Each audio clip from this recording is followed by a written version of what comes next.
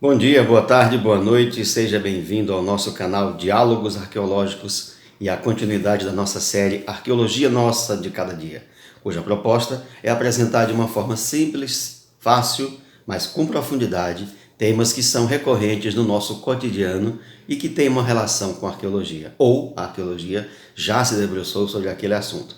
Nós falamos no nosso último vídeo, partindo de uma pergunta. Você já observou com atenção as prateleiras do supermercado? Ou aquilo que está disposto, por exemplo, exposto numa feira livre? Né?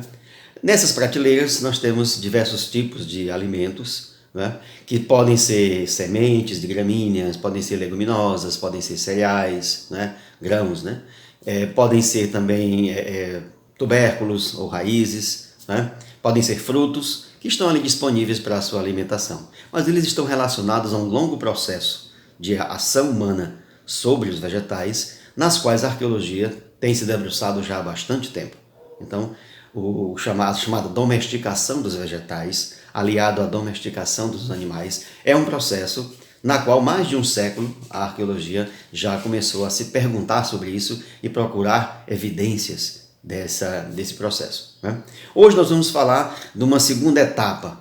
Então, se numa primeira etapa os grupos humanos, já na metade da época climática do Holoceno, há cerca de 7 mil anos antes do presente, aproximadamente, esses grupos humanos começaram a controlar a reprodução desses vegetais, a qual nós chamamos de domesticação. Uma segunda etapa desse processo é que esses vegetais, uma vez domesticados, uma vez os grupos humanos controlando o seu processo de reprodução, as sociedades humanas vão passar por um outro momento.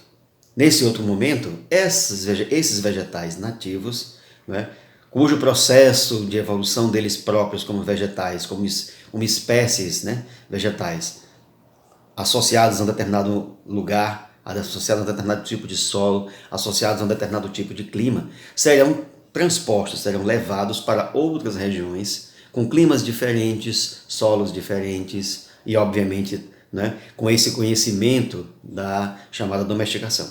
Essa segunda etapa do processo nós conhecemos historicamente como o momento das chamadas sociedades antigas, ou a chamada antiguidade, antigamente conhecida como civilizações, mas é mais apropriado chamá-las de sociedades antigas.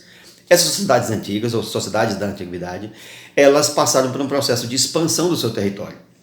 No momento que elas expandiram o seu território, ou seja, elas passaram a dominar outras áreas, passaram a dominar outras sociedades que estavam próximas, essas sociedades dominadoras, elas terminaram levando o conhecimento das tecnologias que eles tinham, mas também levaram o conhecimento da domesticação de alguns vegetais. Também, muitas vezes, até mesmo para, não somente como uma forma de produzir a alimentação da qual eles conheciam, mas também até mesmo como uma forma de testar novos solos, testar novas situações e, obviamente, produzir alimento para sustentar as suas comunidades. Esse processo, se a gente pensar assim, por exemplo, o Egito Antigo ou o Egito Faraônico, na terceira etapa da sua história, chamado Novo Império, Novo Reino, vai haver uma expansão territorial.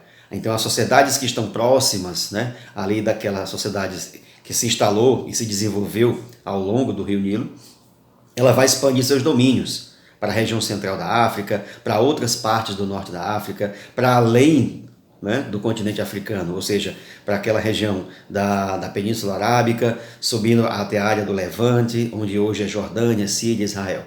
Essas sociedades que viviam ali foram dominadas pelos egípcios e eles levaram conhecimento de alguns tipos de gramíneas, levaram conhecimento de alguns tipos de cereais, as quais haviam sido domesticados originalmente alguns milênios antes na sua região de origem.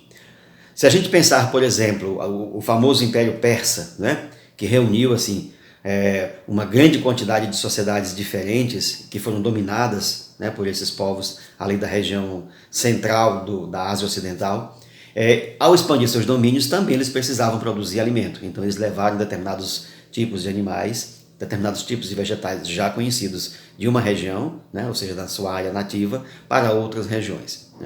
O trigo, por exemplo, é um principal exemplo, é uma gramínea, E a domesticação do trigo ela vai ser importante porque essas sociedades antigas, né, elas vão ter uma alimentação baseada praticamente no trigo, na cevada, na aveia, que são gramíneas, cujas sementes, ao serem processadas, permitem uma alimentação, ou permitem, vamos chamar assim, no resultado do processo, produzir uma alimentação. Diversos tipos de frutos também nativos dessas regiões serão levados de um ponto para outro, de um continente para outro. O melhor exemplo dessa transposição, né, dessa mudança de lugar dos vegetais domesticados, é o famoso Império Romano.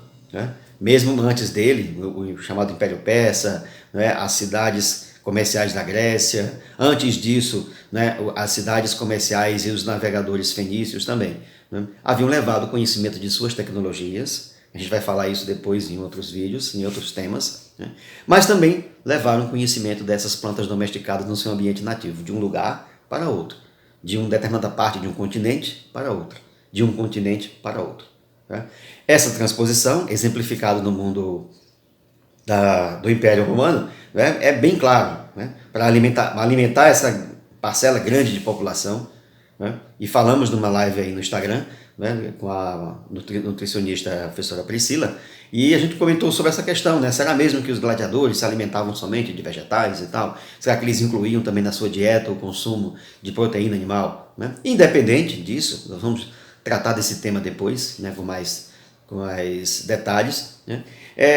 O Império Romano ele vai ser, assim, das sociedades da antiguidade, o momento em que vai haver maior transposição dessas plantas nativas e desses animais também nativos, transportados de um continente para outro, de uma região com um clima específico, com um solo também específico, né? E esse conhecimento dessa domesticação vai ser levado para muito longe, dezenas, centenas, até milhares de quilômetros de distância, né? Com outra condição climática, com outra condição de solo, com outra condição, inclusive também da presença maior ou menor, né, de água disponível para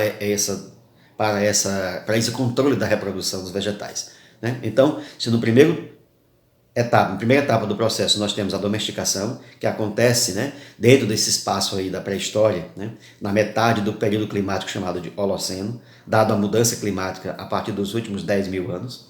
Né? A segunda etapa do processo é o quê? Sociedades antigas que, ao dominarem novos territórios, vão também levar esse conhecimento da domesticação desses vegetais. Né?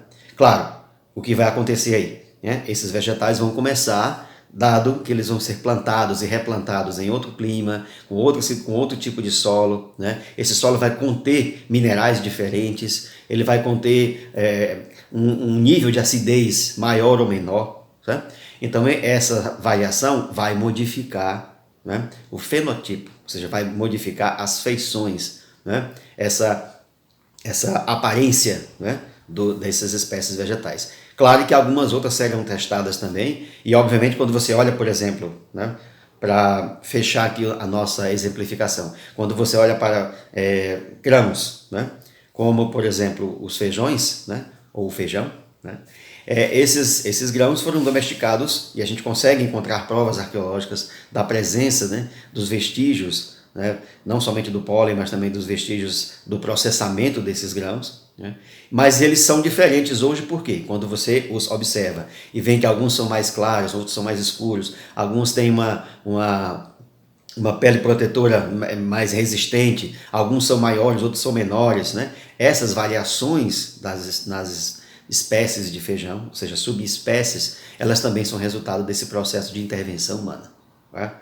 Mas ao contrário do que a gente pode pensar, não é preciso você ir para uma escavação para você perceber a presença da pré-história e perceber a presença do estudo que a arqueologia faz desse processo de intervenção humana que é a domesticação. Tá? Vamos ficar por aqui nessa segunda etapa e falaremos depois, né, outras etapas nessa intervenção humana nos alimentos nas quais você talvez até nunca parou para pensar, né, quando observa nas prateleiras do supermercado ou naquilo que está disposto, por exemplo, nas feiras na qual você frequenta e você compra alimentos para você. Dê o seu like, compartilhe o nosso vídeo. Se você é professor, utilize para as suas aulas. Né? Sejam bem-vindos até nosso próximo vídeo no nosso canal Diálogos Arqueológicos e na nossa série Arqueologia Nossa de Cada Dia. Até lá, um abraço.